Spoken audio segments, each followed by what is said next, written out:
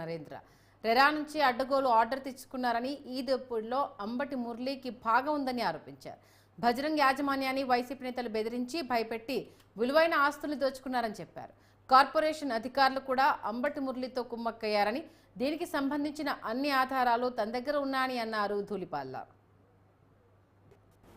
వాళ్ళ ప్రయోజనాలు ఎవరైతే వీళ్ళిద్దరు చెప్పే కథనం ప్రకారం వినియోగదారుల యొక్క ప్రయోజనాలు కాపాడాలంటే అంబటి మురళీకృష్ణ కో ప్రమోటర్ కావాలంట. దాన్నే రెరా తన ఆర్డర్లో ఇచ్చింది.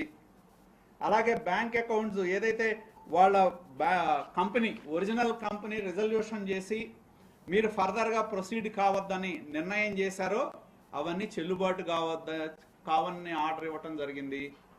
వీళ్ళు ఎంత విచిత్రం అంటే రెరాలో ఒరిజినల్ ఓనర్స్ అయిన బజరంగ్ జూట్ మిల్లాలకు నోటీస్ ఇచ్చారండి. నోటీస్ ఇచ్చి ఒక కమిటీని పంపించారు.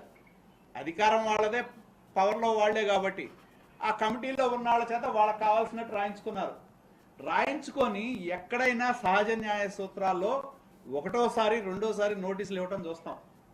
దీనిలో 2 రోజుల సమయమే ఇచ్చారు బజరంగ్ జూట్ మిల్లాలకి. 2 రోజుల్లో మీరు రిప్లై ఇస్తే ఇచ్చినట్టు, రిప్లై ఇవ్వకపోతే మా ఆర్డర్ మేము ఇస్తామని చెప్పి రెరా వాళ్ళు ఆర్డర్ ఇచ్చారు. విచిత్రం ఎక్కడన్నా ఉందా?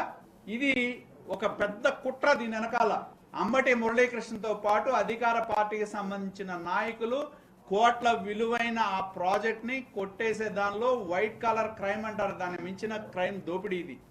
కోట్ల విలువైన బజరంగ్ జూట్ మిల్లాలకేమో బ్రాండ్ వాల్యూ లేదంట, అంబటి మురళీకృష్ణకేమో బ్రహ్మాండమైన బ్రాండ్ వాల్యూ ఉందంట. రెరాలు ఇస్తారు.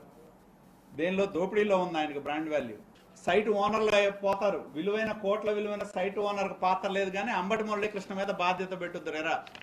అదే విధంగా ఏం చెప్తారు, ఇవన్నీ వాళ్ళని ఏం డైరెక్ట్ చేస్తారు, మీరు మెమరాండం ఆఫ్ అండర్స్టాండింగ్ కానీ ఎంఓయూలు కానీ మొత్తం ఈ ప్రాజెక్టులకు సంబంధించి అంబటి మురళీకృష్ణనే బాధ్యులుగా చేస్తూ మీరు రిజల్యూషన్